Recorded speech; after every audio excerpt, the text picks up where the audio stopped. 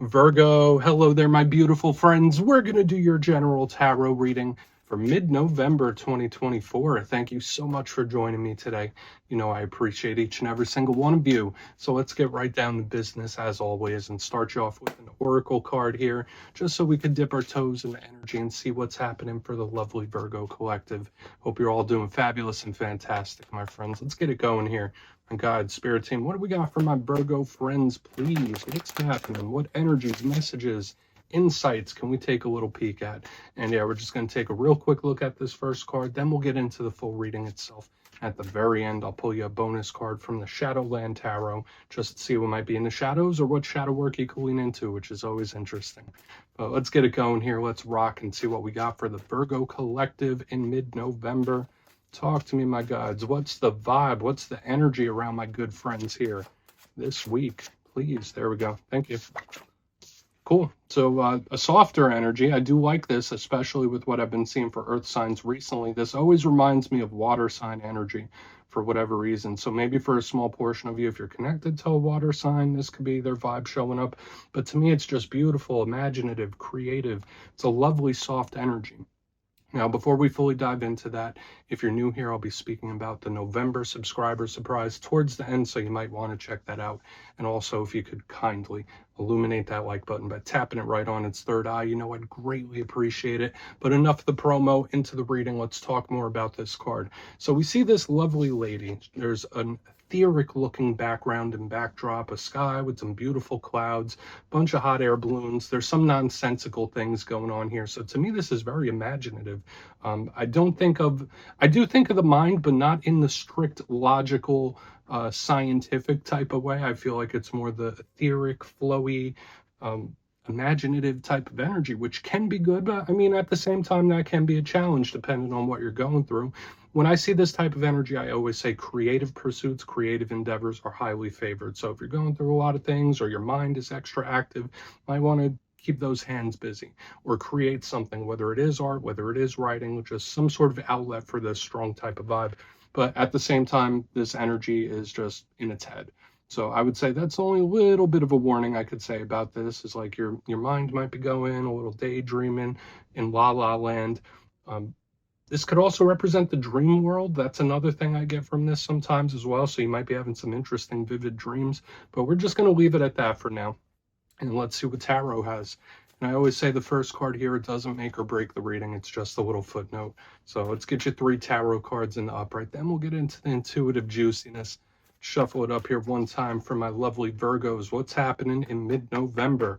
And while we get this deck shuffled up and ready to go, let's talk about last week's reading. The energy did change for the better, or at least it started heading in a positive direction, because I did see some ups and downs in recent weeks, but last week's reading was titled The Massive Payoff. So for a lot of Virgos out there, just know if it hasn't paid off for you yet, a process or something you've been working towards, it's like, okay, all right, now this is going to start coming to fruition. So it felt really nice to me. And remember, that energy could bleed over for a couple weeks. So let's see what shows up for you this week. As you know, energy is very fluid, never set in stone. So only take this how it hits for you, because we could be seeing your vibe or someone that you're linked to. Let's get it going. 3 cards for my lovely Virgos. What's happening for my good friends, please? 3 cards, mid-November for the Virgos. Thank you. Okay. All right, we do have the devil in position number 1. We're going to need to keep an eye on that. I mean, for some of you, that could just be a Capricorn, so we don't got to get all tense about the devil card. Another thing, to me, it's just like very solidified for whatever reason. So, you know, doesn't have to be worst case scenario. Let's see what else shows up. Lovers. Interesting how these cards look almost identical. Look at that imagery. How striking is that when you look at the Lovers and the Devil together? Look how similar they are. Let's get one more. Oh, okay, 3 of Swords. So yeah, we're definitely going to need to look further into this. Now, we do have a bit of a mixture of energy. We have some good, we have some choppy. I mean, such is life, right? But let's go through. I'll give you some of the classical meanings and archetypes, then we'll get into that juicy, intuitive stuff. But at first glance, elementally, this is air heavy, and I've been seeing that for the earth signs this week. There's a lot of air energy, especially with the Lovers, Gemini, 3 of Swords. That's air, that is the realm of the mind. So similar to what I was saying with this imagination. Now, this is more logic based, but like I've been saying, I feel like if you embrace the creativity or get something like a release valve for this, that could be very good.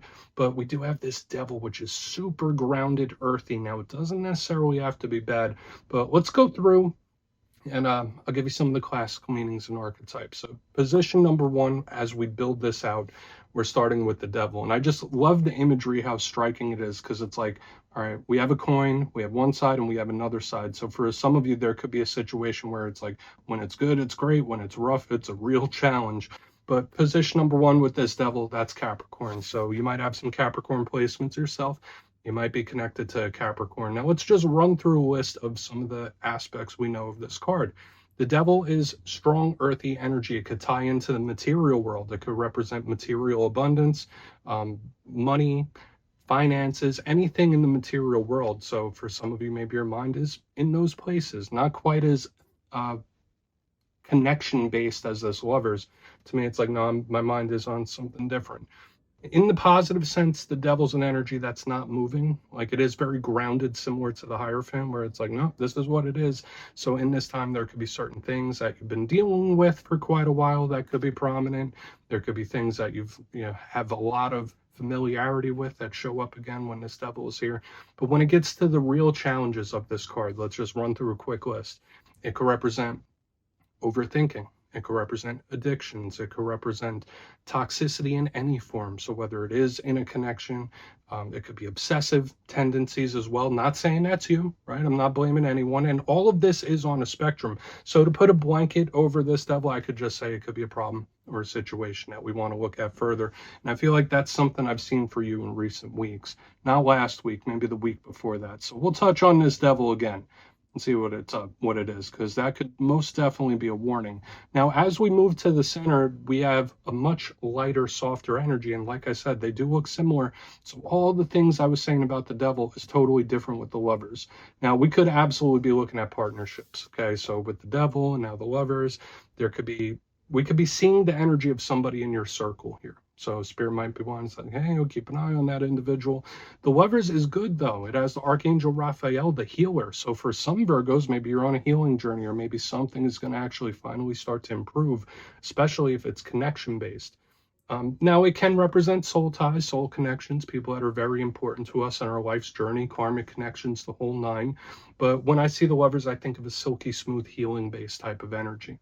Okay, and I'm getting this weird dynamic where it's like, there's really, really great aspects to something, but there's also like some big challenges that we might want to look a little further into. So we'll see what's up. Interestingly enough, I feel like we're seeing the energy of others here this week, as opposed to being hyper focused on yours. Now, getting to the back end, we do have the Three of Swords. Just like the devil, this card is on a spectrum, so it could be very minor. It's an iconic card. I'm sure even if you're not an expert at tarot, I'm sure you've seen this card quite a bit. Now, it could be minor. It could just be a little gloomy. So some Virgos out there, you might be a little down, you might be a little gloomy, or someone you're connected to is. It could be anxiety. It could be nervousness. It could be someone that's on edge. It could be brokenheartedness. It could be someone that's really going through a difficult time. So again, like when we see the devil and the Three of Swords in the same type of reading, that's quite rough, and there could be warnings at play. But at the same time, the Lovers here in the center, I feel like that's a saving grace to this spread, because it is so healing, especially with the Archangel Raphael. So yeah, we're definitely going to need to dive deeper on all of this stuff, Virgo. So let's do it, my friends. Let's jump in and clarify. Okay, let's get a good shuffle here. What's going on for my Virgo friends? What's happening, please? And yes, this is where I go intuitive with the message, which means I just tell you how it feels to me. So feel free to do further research or rely on your base knowledge of tarot, because as you know, every single reading is about the reader's interpretation, and I'm just giving you mine. Let's go in on the devil. And yes, if you're a reader yourself, please feel free to play along. That's why the box is here. If you're feeling any messages you want to give to Virgo, you could drop it in the comments. I don't mind at all. Okay, devil time. Why is the devil in the mix? What is happening? Why is the devil here? Thank you. Queen of Swords. Ooh, feisty. I don't know why this energy feels so feisty to me. Now, the Queen of Swords is definitely no BS, no nonsense when I see her here.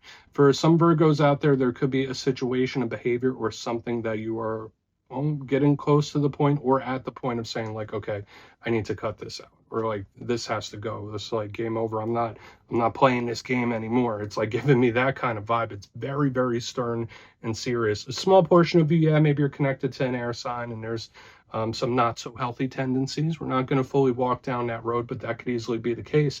But the Queen of Swords, that's the type of energy I want to see around the devil, because she's not playing games. Okay? And this could be an energy you're stepping into. So now could be a great time for a lot of Virgos. If there are certain behaviors that you'd like to change, if there are certain things that you're not really wanting to deal with anymore, when I see the Queen of Swords and the devil, it's like, okay, I could tackle this. It just feels very feisty to me. So I feel somebody not backing down from a problem, someone not backing down from an issue, in quite the opposite, actually. So where it's like, I'm not on the defensive, I'm on the offensive. That's the energy this is giving me. But at the same time, for a lot of you, I don't want to say it's like, oh, I'm getting fully fed up, but it's just giving me the vibe like, all right, well, I know this isn't great. This is not good for me. This is not the best. I'm willing to, or I'm wanting to move forward. It's like, I'm not playing games no more. Game over. Okay. So hopefully there is nothing pushing you to that point where you're just not wanting to deal with it no more. Let's keep moving. But that's just how it's presenting to me. So I feel like the Queen of Swords there could be a good thing. I feel like it could be a good thing because it counterbalances. And notice, like with the Lovers and now the Queen of Swords, I feel like it's subduing whatever this devil energy is, which could be great. But let's go in on the Lovers, see what's up. Why are the Lovers here, please? Thank you. Yeah. All right, so this is a really positive energy I'm picking up here in the center. We have the King of Wands. Now, even though he's the fiery energy, and that, remember, it doesn't have to be gender specific. Notice how they're like looking at each other. These energies are completely counterbalancing each other off, where it's like we have the Devil, then the Lovers, then the Queen of Swords, and the King of Wands. Notice like they're all looking at each other. The imagery of your reading this week is striking to me. I really find it fascinating. I'm probably going to look into this further after filming. Now, the King of Wands could be a fire sign, but when I saw it come up under the Lovers, it's like, okay, this is easy, or this feels much easier. So if there are certain situations or things that you're wanting to tackle, I feel like there's a lot of energy to support that. But the King of Wands, it's like the energy is focused, there's good intent, it's fiery, it's entrepreneurial, and there's just a lot of good things. So it's like, all right, we do have a list of challenges, but we also have a list of positives. So for some of you, maybe there's a situation where you need to make a list where it's like, okay, what are the positives? What are the Lovers, King of Wands? What's easy? What works? And what doesn't? Okay, so just know if you're in a situation where things are tense and you are getting to that game over mentality, I feel like making a list could help. I know that's hyper specific, but that's just the energy I'm picking up. And for a portion of you, yeah, this could be a fire sign you're connected to. Notice now we're getting a little fire in the mixture. So the explosive energy is here. That doesn't necessarily have to be bad, but these energies, it's like they're on a seesaw. It's like, okay, we're counterbalancing. It's like we're weighing something. It's like giving me scales for some reason. Let's move over to the Three of Swords. Let's see why the Three of Swords is here. Then we'll do a quick recap before we get into the shadow. I feel like there are many messages contained within this spread for you this week. So let's see. Where's the Three of Swords? Okay, Page of Pentacles. Now, there's a lot of people here. There are a lot of people showing up in your reading this week. So I can pretty much say with almost certainty that for a lot of you, all of these challenges, I don't necessarily feel like it's all on you or they're all yours. Now, the Page of Pentacles is Earth, so it's like we have 3/4 of the zodiac showing up in your reading this week. So I feel for a lot of Virgos, you're going to be hyper sensitive to energy of those you're connected to and those around you in this time. So just keep that in mind, especially with all the stuff we have going on in the undercurrent here. Now, the Page of Pentacles is usually a messenger. It's a speaker. It's getting something off their chest. But I do feel for a lot of you, there is someone around you, if not yourself, that is super on edge. Like it's giving me that stressed, anxious, nervous vibe. I'm not quite feeling heartbreak. It's just super on edge for one reason or another. So if that's you, I mean, make some time for yourself, self-care, self-love. If you're very much on edge or dealing with something that's putting you on edge, you need to, I mean, like I said in the beginning, you need a release valve for it in one form or another. Now, people find that in different ways, but if that's not your energy and you are having some choppy waters with someone, the Three of Swords, Page of Pentacles, it feels like someone's stressing or nervous here. Okay. I don't feel like this is someone delivering bad news or anything like that, but the Page of Pentacles, Three of Swords, it just feels wound tight. And it really reiterates to me, like with all the people that are showing up, the lovers, the king, the queen, the page, it's just a lot of people that could be affecting your energy in this time, which again is a common thread I've been seeing throughout the zodiac this week in particular. So let's go through and do a quick recap, and then we'll get into the shadow cards. So yeah, there's some challenges showing up this week, but if you kindly look in the box, position number 1, we do have the Devil with the Queen of Swords. Now that did feel quite aggressive to me. I do feel like for Virgos in this time, it's like getting on the offensive as opposed to the defenses, or the defensive. You could get very proactive about issues and problems or things that could be bugging you. I feel for some of you, it's somebody getting to a point where it's like, okay, I'm in game over mode, where it's like there's something has to give here. It's like giving me that kind of vibe. Moving to the center, I have the Lovers with the King of Wands, totally opposite. So I did say for some of you, whatever situations you're dealing with, whether it's work or personal connections, you might need to actually make a list or like really weigh those scales. Like, all right, well, what's good about it? What's rough? I need to see, is this benefiting or is it not? But there's just so much energy. So just know that you could be hypersensitive to the energy of those you're connected to, especially with on the back end, we have the Three of Swords and the Page of Pentacles in the upright. I don't feel like this is having a rough and tough conversation. To me, this is more so somebody just being very much on edge. So whether it's you or somebody else that's like anxious and nervous showing up here. So there's a lot of energy. There's a lot of energy counterbalancing itself off. So at least it wasn't all warnings, right? Like there are some silver linings to this spread. So please take a screenshot if you want to look into this further. I know I'm going to. Let's see what's in the shadows for you.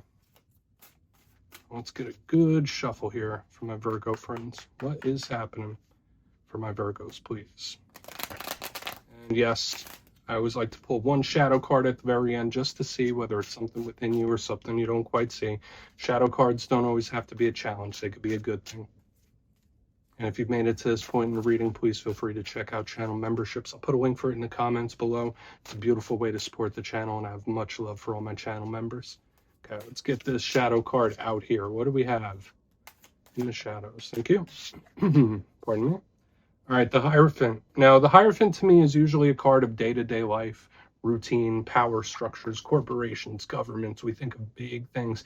And I said very early on, when it comes to the Devil, the Hierophant's very similar. It's like a grounded, planted type of vibe. So when I do see the Hierophant show up in the shadows, whether it is someone that you have a lot of history with showing up here as a shadow connection, because this card does link to that, or it's just something that you've been dealing with for a long time. Like with the planted energy that I do see the Devil, I feel for a lot of Virgos in this time, you could solve things that have been ailing you for an extended period.